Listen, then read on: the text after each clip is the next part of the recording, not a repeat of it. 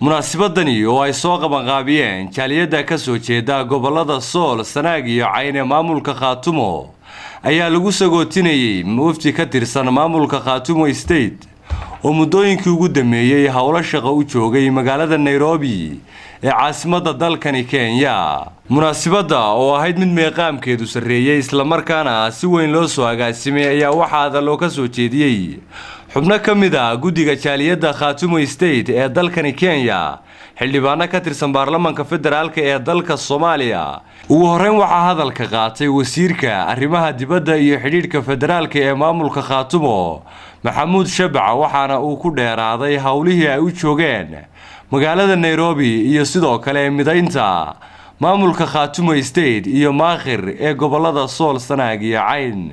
marka waxaan doonayaa inaan galabta halkan ka cadeeyo oo aan uga sheego bulshada degan gobolada Sool iyo Sanaag iyo Cayn tashuushtii hore uga tashatay,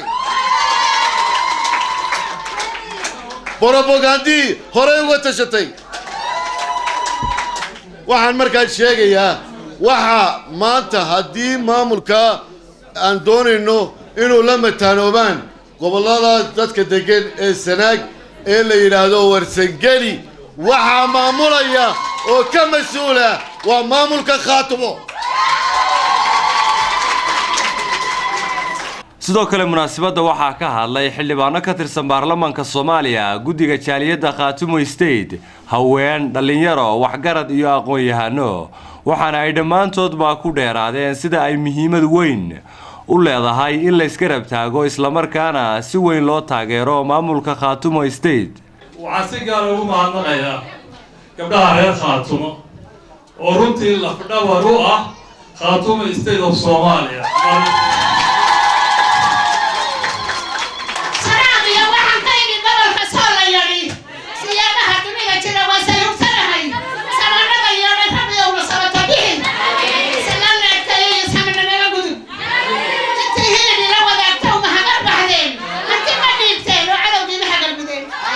Professor Ali Khaliif Galayd, madaxweynaha maamulka Khaatumo State oo gabagabadii munaasabada soo xidhay, ayaa si qoto dheer uga warramay hawlihii ay u yimaadeen magaalada Nairobi iyo sidoo kale kulamo ay la qaateen safaarado caalami ah iyo xubno ka socda beesha caalamka oo dhammaantoodba ay kala hadleen sidii loo ballaarin lahaa maamulka Khaatumo State isla markaana ay guud ahaanba ugu midoobi lahaayeen beelaha ka soo jeeda gobolada Sool, Sanaag iyo Cayn.